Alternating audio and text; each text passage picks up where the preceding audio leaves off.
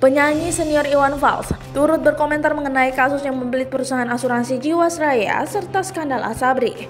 Bukan cuma berkomentar saja, pelantun Bento itu seakan mengisyaratkan akan membuat lagu dari skandal gagal bayar polis asuransi tersebut. Kalau kasus Asabri dan Jiwasraya jadi lagu, syairnya kira-kira gimana ya?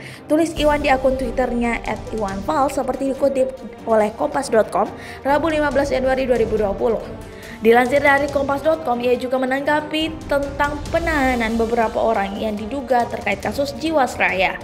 Alhamdulillah kasus Jiwasraya udah ada yang ditangkap, duitnya balik gak ya? Tulis Iwan Fals lagi. Tweet Iwan itu pun dihadiahi ratusan lebih komentar dari para warganet yang memberikan tanggapan mereka. Ada yang langsung mengusulkan lirik hingga judul, mendorong agar Iwan benar-benar menciptakan lagunya, ada pula yang mengkritik temanya. Judul lagunya Jiwasraya, tulis salah satu pengguna Twitter.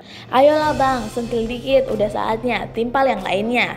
Nah, mau dibuatin lagu tuh, mana nih para penerka yang kemarin bilang Bang Iwan gak netral lagi, gak berani bersuara lagi, tulis warganet lainnya. Kalau Jiwasraya, Asabri pun diberi betul-betul maling kepepet, tak eling lagi yang diserempet.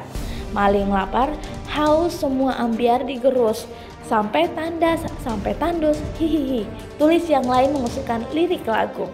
Adapun kasus Jiwasraya terkuak setelah perusahaan asuransi itu memastikan pembayaran kewajiban sebesar 12,4 triliun rupiah yang dijanjikan pada Desember 2019 tak bisa terlaksana.